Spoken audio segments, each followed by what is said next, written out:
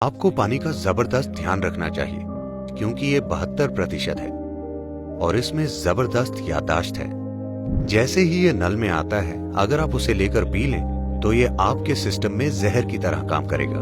हवा पर असर पड़ता है सिर्फ आवाजों, इरादों और भावनाओं से।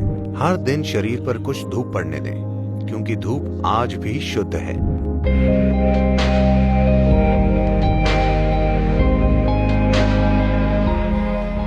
प्रणाम सद्गुरु।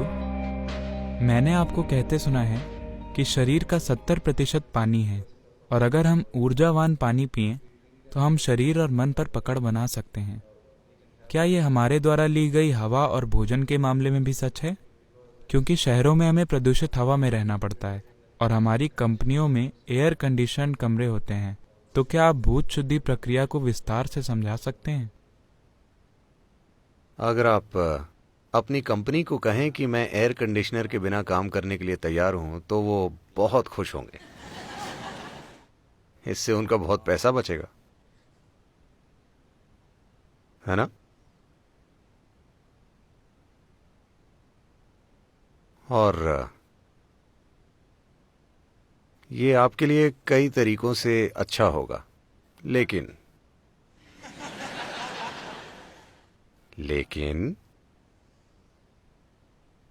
ये शहर अभी वैसी स्थिति में नहीं है। यहां अगर आप खिड़की खोलेंगे तो हवा नहीं आएगी, धुआं आएगा, बदबू आएगी, मिट्टी आएगी। तो ये अच्छा है, आरामदायक है, लेकिन आपको यहां 24 घंटे नहीं बैठना है, बस काम करना है। आप जब भी हो सके सैर कर सकते हैं। और वैसे भी 72% पानी है, 12% पृथ्वी है, सिर्फ 6% हवा है। वो 6% हवा पूरी सांसों में नहीं है। जो 6% हवा यहां है उसमें सिर्फ 1% से कम आपकी सांसों में है। बाकी बस मौजूद है, कुछ लोगों के दिमाग में जमी होती है। वरना शरीर की हर कोशिका में हवा होती है। तो हवा का मतलब सिर्फ सांसें नहीं है। 6% हवा शरीर की हर कोशिका में है। बस उसे दिमाग से थोड़ा हटा लें तो अच्छा होगा। फेफड़ों, हृदय और मांसपेशियों में होना अच्छा है, वो अच्छे से काम करते हैं अगर ऑक्सीजन है तो। अगर ऑक्सीजन की कमी हो तो मांसपेशियां सख्त हो जाती क्योंकि इन्हें हवा की जरूरत है, वरना ये काम नहीं करेंगी। तो पानी 72% है। So maximum care should be taken about the water because it's 72%. इसीलिए सबसे ज्यादा ध्यान पानी का रखना चाहिए क्योंकि ये 72% है। अगर आप परीक्षा देने जाते हैं, मान लीजिए आप भौतिकी की परीक्षा देने जाते हैं, आपको पानी, पृथ्वी वगैरह पढ़ना है, लेकिन सिर्फ पानी के विषय के लिए 72 मार्क हैं, तो आप स्वाभाविक रूप से उसे पढ़ने के लिए ज्यादा समय देंगे, है ना? पानी को पढ़ेंगे, हाँ या ना? हवा सिर्फ 6% है। आप शायद ना पढ़ें क्योंकि आप 94 पाकर खुश हैं। पानी आपको पढ़ना चाहिए क्योंकि ये 72% है। आपको पानी का जबरदस्त ध्यान रखना चाहिए क्योंकि ये 72% है और इसमें जबरदस्त याददाश्त है। अगर मैं इसे खोलूं या बिना खोले भी अगर इससे कुछ कहूं तो ये याद रखता है।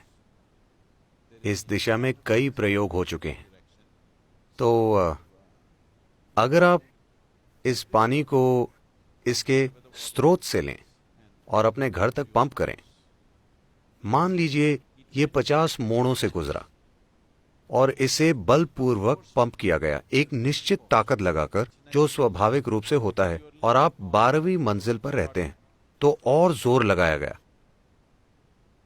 कहा जाता है कि अगर ये 50 मोड़ों से गुजरता है तो 60% पानी जहर बन गया है। जैसे ही ये नल में आता है, अगर आप उसे लेकर पी लें तो ये जहर की तरह काम करेगा आपके सिस्टम में। अगर आप इसे लेकर कुछ देर पकड़ें तो ये फिर से ठीक हो जाएगा, क्योंकि जहर रासायनिक नहीं है, ये आणविक है। अणुओं में बदलाव होते हैं, कोई रासायनिक बदलाव नहीं होते। इसीलिए पारंपरिक रूप से आपकी दादी ने हमेशा कहा था कि हमेशा पानी को भरो और पूरी रात घर पर रखो, एक साफ बर्तन में जिस पर विभूति और कुमकुम लगा हो और एक फूल रखा हो। हाँ या ना? पारंपरिक घरों में कल सुबह ही उसे पिएं। जैसे ही वो आपके घर पर आता है उसे ना पिएं, क्योंकि इसमें हर तरह की यादें होती हैं। बहुत ज्यादा पारंपरिक घरों में लोग हर दिन पानी के बर्तन की पूजा करते हैं। हाँ, और पानी के आते ही उसे कभी ना पिएं, उसे रखें, उसे काफी समय दें ताकि वो खुद को ठीक करे, इकट्ठी की गई बकवास को छोड़ दे, ताकि वो आपके पीने के लिए ठीक हो। पानी का आपको ध्यान रखना चाहिए, क्योंकि ये 72% है। ये फर्स्ट क्लास है, पासिंग मार्क से ज्यादा। अगली चीज है भोजन, क्योंकि ये पृथ्वी है। 12%, ये भी काफी है ना? तो आप में भोजन कैसे जाता है, किसके हाथों से आपके पास आता है, आप उसे कैसे खाते हैं, आप उसे कैसे जुड़ते हैं, ये सभी चीजें महत्वपूर्ण हैं। अगली है हवा, 6%। इस 6% में सिर्फ 1% या उससे कम सांसें हैं, बाकी कई अलग अलग तरीकों से होती है। और यह महत्वपूर्ण है, विशेष रूप से अगर आपके बच्चे हैं तो कम से कम महीने में एक बार उन्हें कहीं बाहर ले जाएं, फालतू सिनेमा में नहीं। वहां हर किसी की बकवास हवा में सांस लेनी पड़ेगी। हवा पर असर पड़ता है, सिर्फ आवाजों और इरादों और भावनाओं से। वो सारी बकवास जो स्क्रीन पर चलती है और सारी बकवास जो इंसानी मन में चलती है, हिंसा, सेक्स, लालच वगैरह वगैरह, ये उस हॉल की थोड़ी सी हवा को जबरदस्त तरीके से प्रभावित करती है। तो उन्हें सिनेमा ले जाने से अच्छा है उन्हें नदी पर ले जाएं, उन्हें तैरना सिखाएं, पहाड़ पर चढ़ें। पहाड़ कहाँ है सदगुरु? हिमालय बहुत दूर है। आपके बच्चे के लिए एक छोटी पहाड़ी भी बहुत है। हाँ, एक छोटी चट्टान भी, बस उस पर चढ़कर बैठें। बच्चे उसका बहुत आनंद लेंगे, वो तंदुरुस्त बनेंगे, आप तंदुरुस्त बनेंगे, और सबसे बढ़कर आपका शरीर और मन अलग तरीके से काम करेंगे। और इससे भी बढ़कर आप सृष्टा की सृष्टि से जुड़ेंगे, जो सबसे महत्वपूर्ण चीज है। उस बकवास से नहीं जो आपने बनाई है। हाँ, वो अभी आरामदायक है, पर वो सब कुछ नहीं है।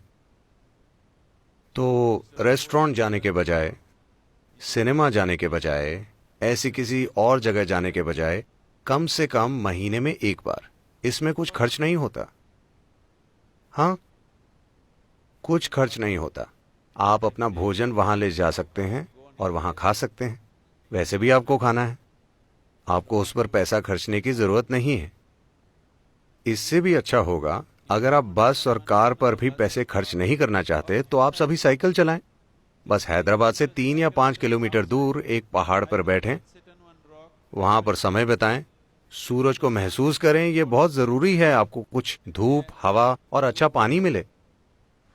Come back, you are doing Bhuta Shuddhi. ऐसा करके आप भूत शुद्धि कर रहे हैं, एक बहुत ही प्राकृतिक तरीके से। ये परम भूत शुद्धि नहीं है, लेकिन आप कुछ भूत शुद्धि कर रहे हैं।